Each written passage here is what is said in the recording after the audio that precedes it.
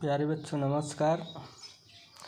आज हम class 10 English poetry का लेसन 5 द बॉल पोएम, जो कि जॉन बेरीबेन द्वारा लिखित पोएम है, इसमें हम देखेंगे स्टैंजा जो भी पोएम है उसका हिंदी में अर्थ देखेंगे और उसकी व्याख्या भी देखेंगे। तो आइए देखते हैं।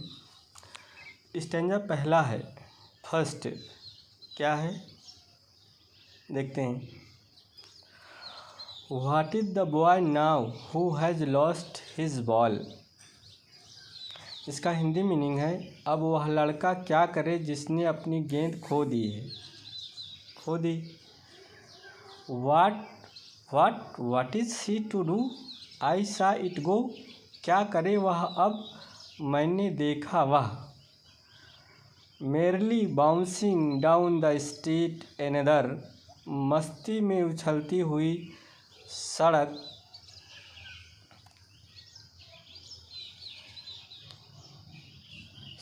पर गई।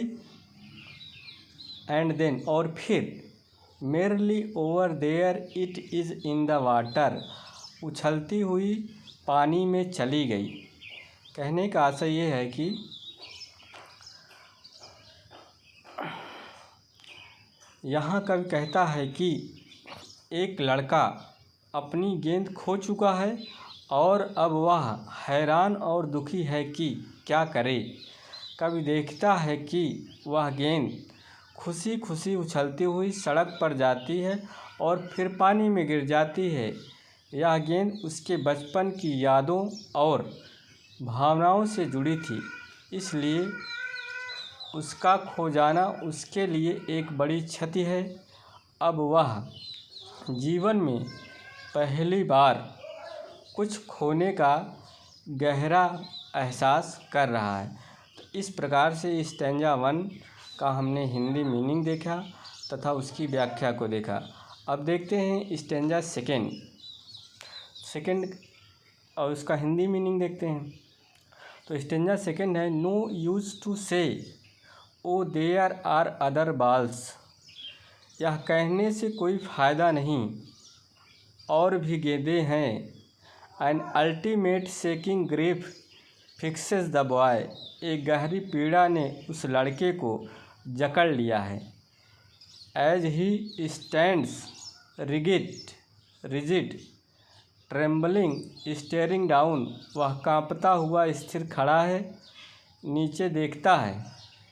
All his young days into the harbor where his ball went। अपने बचपन के दिनों को उस बंदरगाह में डूबते हुए जहाँ उसकी गेंद चली गई है। अब इसकी व्याख्या को देखते हैं। व्याख्या इस प्रकार है, यहाँ कहना बेकार है कि और भी गेंदें हैं, क्योंकि लड़का अपनी गेंद के खोने से बहुत गहरे दुख में डूबा है। वह स्तब्ध कांपता हुआ खड़ा है और उस जगह को देख रहा है जहां उसकी गेंद पानी में चली गई। उसके लिए यह केवल एक गेंद नहीं थी, बल्कि उसके बचपन की यादें और भावनाएं भी उसी के साथ चली गई। इस प्रकार से हमने स्टैंजा सेकंड देखा, उसका हिंदी मीनिंग देखा हमने, उसकी व्याख्या को भी हमने समझा। अब देखते हैं स्टैंजा थर्ड। स्टैंजा थर्ड क्या है, आई would not intrude on him. कवि कहता है कि वह लड़के के इस जीवन में अवांछित प्रवेश नहीं करेगा।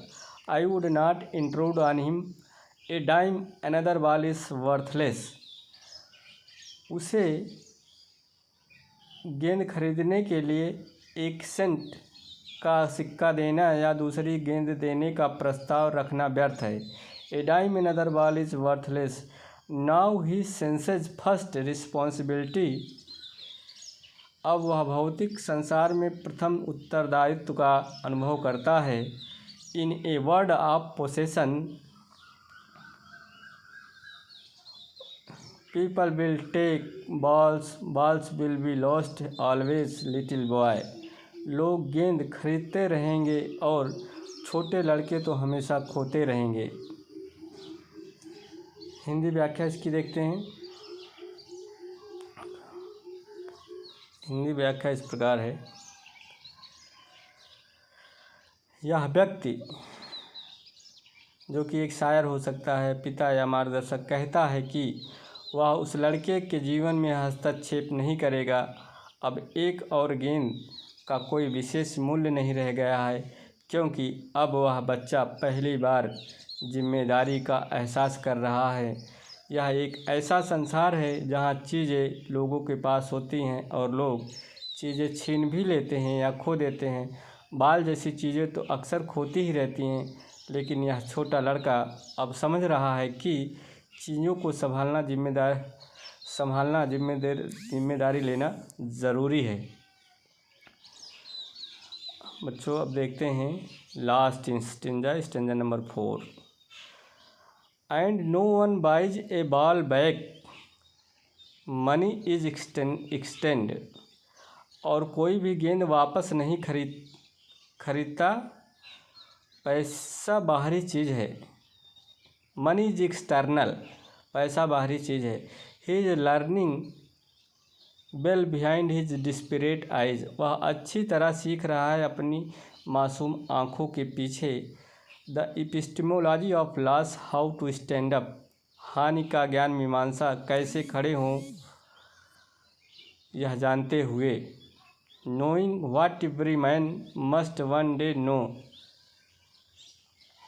कैसे खड़े हुए यह जानते हुए हर आदमी को एक दिन जानना होगा। And most know many days how to stand up, और अधिकांश को कई दिनों तक जानना पड़ता है कि कैसे खड़े हों। इस व्याख्या इस प्रकार से है। इन पंक्तियों में कवि कहता है कि जब कोई चीज़ भावनात्मक रूप से मूल्यवान होती है तो उसे सिर्फ पैसे से नहीं खरीदा जा सकता। गेंद खोने पर लड़का पहली बार एक बड़ा सबक सीख रहा है। हानि का मतलब उससे उबर कर फिर से खड़ा होना। एपिस्टेमोलॉजी ऑफ लॉस का अर्थ है हानि के पीछे छिपा गहरा ज्ञान या अनुभव। हर इंसान को कभी न कभी कुछ खोने का दर्द झेलना पड़ता है और ज़िंदगी में कई बार ऐसा होता है, लेकिन असली बात यह है कि उसके बाद इंसान कैसे खुद को संभालता है और दोबारा खड़ा होता है। यही जीवन का सच्चा पाठ है। प्यारे बच्चों, इस प्रकार से हमने बाल पोयम का जो है इसका हमने हिंदी मीनिंग और इसकी व्याख्या को हमने देखा। इसके आगे हम अगले भाग में देखेंगे। वीडियो देखने के लिए बहुत बहुत धन्यवाद।